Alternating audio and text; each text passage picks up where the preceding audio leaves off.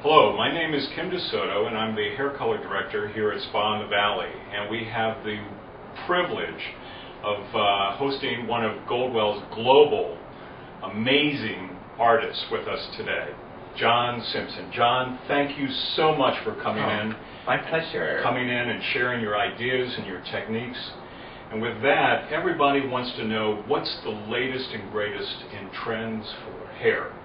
In trend, well, I'll tell you, it's really what I love about right now is it really is all over the place. So I do like that, but I think in a more focus, I say all over the place, that trend is whatever the wear is. It kind of reminds me a little bit of what it is the 80s and 90s, where it's a little, it's personalized. The big thing right now, though, is color melting, and also it's about hair painting. So it's kind of moving away from a lot of the heavy placed highlight, and it's really personalized, more than what is ombre, more than what is balayage. Personalized signatures, that little whispers of accents. You can actually see shading moving through the middle and the ends of the hair. So it's really, I think, in the hair color world, it's really kept us on our toes. It's a fun new idea how to integrate something that's traditional and put a twist to it. Very nice. So it's more melding of colors? It's a melding of tones that instead of seeing highlight, low light, what you're seeing is an integration of all of your shades, from highs to mediums to lows. And even if you go from a pure to a pastel flirt through there, how do you take maybe something like a very soft lilac, and instead of thinking it as avant-garde, how do you use it as maybe a cool shadow on a blonde? Very nice. Yeah, it's lovely. Very nice.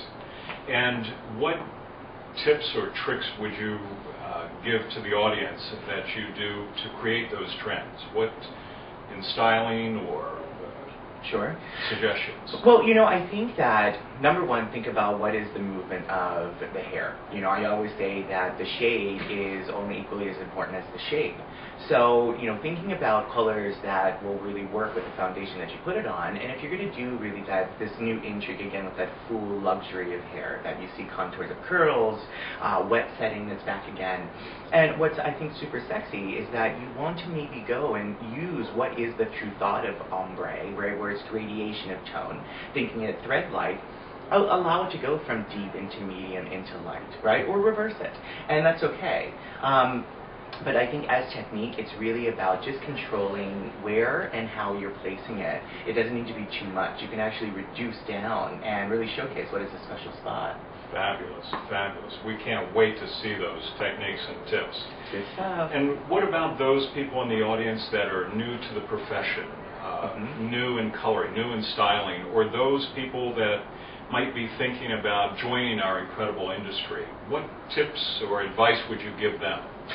I really think that, to the new artist that's coming into the industry, what I love about them is they're technically smart because they've grown up within a culture that everything is accessible. So really just be and do you, for sure, and always, I say work really hard, but also stay inspired by a lot of other things as well. I think working hard within your industry is definitely important, but also where do you find the inspiration, and how do you always stay, I think, on point into, are you going to be a colorist or a cutter or a combination? Come in and really just take full advantage and never really stop learning. I always encourage artists and the industry. My big thing is, really strive for perfection in what you do. But as soon as you obtain it, start over. So there's always room to obtain more. Reinvent yourself. Exactly.